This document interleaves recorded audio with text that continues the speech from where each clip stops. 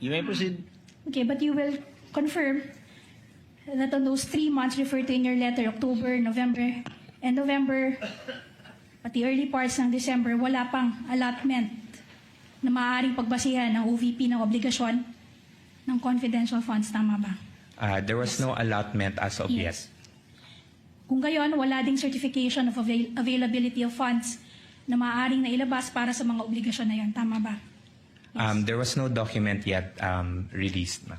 Okay. Alam niyo din, Mr. Tonyo, dahil sa tagal ng inyong paninilbihan bilang kawani ng gobyerno, alam niyo na walang obligasyon ng gobyerno na maaaring pasukin na walang appropriation at katumbas na allotment. Tama ba? That's correct, ma'am. At alam din ninyo, base doon sa joint circular na iyong paulit-ulit na sinight sa mga letters ninyo, alam ninyo na ang cash advance ay dapat mauna sa gastos. Tama ba? That's correct, ma'am. Hindi ito maaaring legal na gamitin para i-reimburse o pantakip sa mga gastusing na gawa na. Tama ba?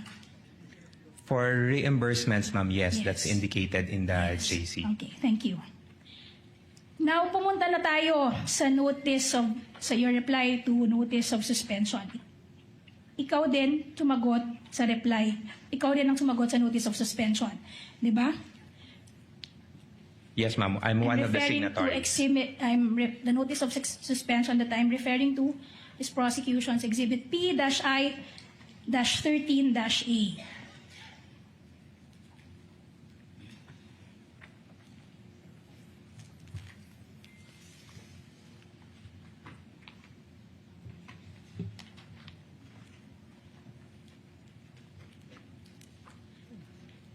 Dito sa notice of suspension na to, pinuna ng COA, and I quote, "There is discrepancy in the total amount of expenses based on the submitted accomplishment report as against the DEPs." Ibig sabihin ng COA, hindi nagtutugma ang total amount ng expenses sa accomplishment report at sa DEPs na sinabmit ng inyong opisina. Tama ba?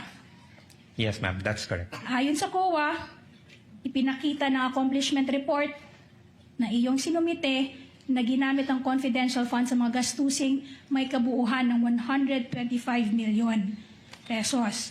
Pero pagdating sa DEPs, nang itotal na ito,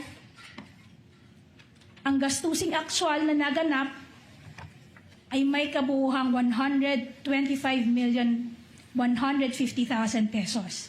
Tama ba? Yes po, that's correct. In short, may pagkakaibang 150,000. Yes. At nung sumagot kayo, dyan sa notice of suspension na yan, I'm referring to your letter dated March 13, 2024, which is prosecution's exhibit P-I-13-A. Sa sagot ninyo, ang paliwanag ninyo ay yung mga resibo, I quote, "may have been inadvertently mixed."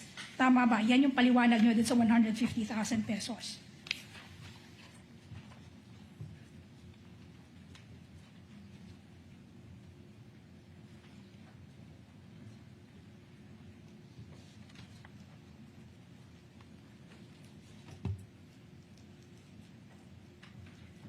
Yes, that's correct. Based on our reply.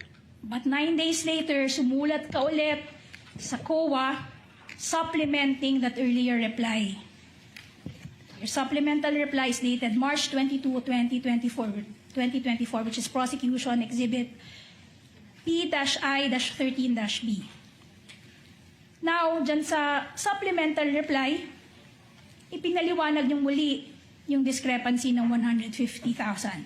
Ngayon, ang paliwanag ninyo, I quote, "The reconciliation shows that an amount of 50 pesos under payment of reward and an amount of 100,000 pesos under purchase of supplies were provided by Assistant Secretary Lemuel G. Ortonio out of his personal funds." Tama ba?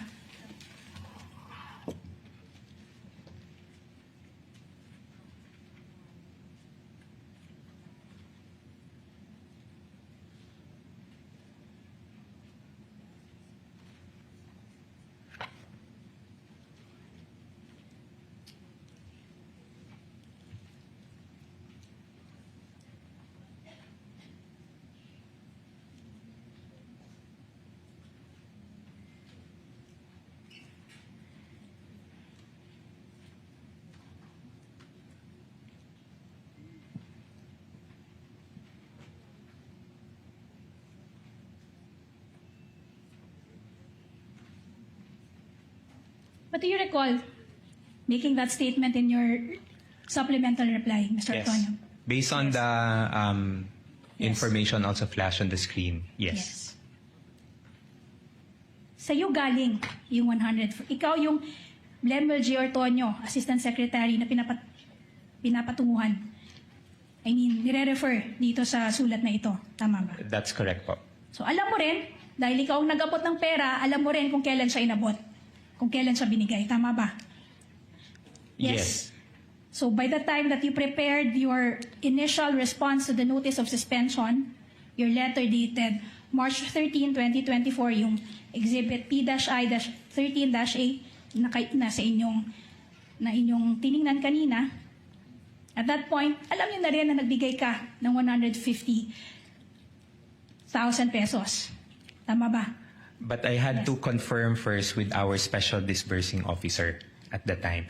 So we needed to make a reply. So we sent an initial reply and submitted a supplemental reply. So you are trying to say na ginawa mo yung letter dated March 13, 2024, nakapagbigay ka na ng explanation na hindi mo pa verify dun sa Special Disbursing Officer at sa Security Officer.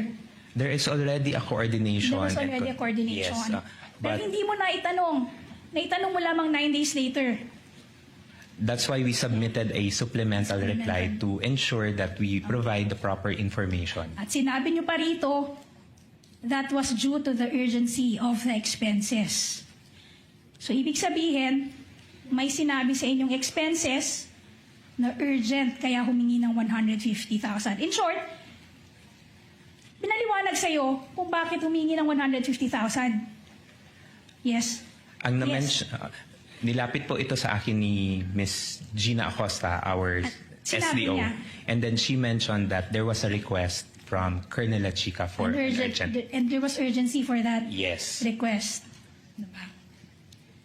At hindi rin karaniwan na may hihingi sa'yo ng 150,000 from your own pocket. Hindi naman to karaniwang ginagawa sa OVP, or karaniwan ba ito?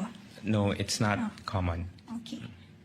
Pero nung gumagawa ka ng notice of suspension, bigla mong nakalimutan na merong 150,000. Sinabi mo na kanina, Let na her finish her in-explain question sa'yo, and then I will hear your objection, Counsel. sinabi mo na kanina na pinaliwanag sa inyo ni Ms. Acosta na galing kay Colonel Chica yung paliwanag ng urgency for the request. Tama ba? Yes. Okay. Counsel, Your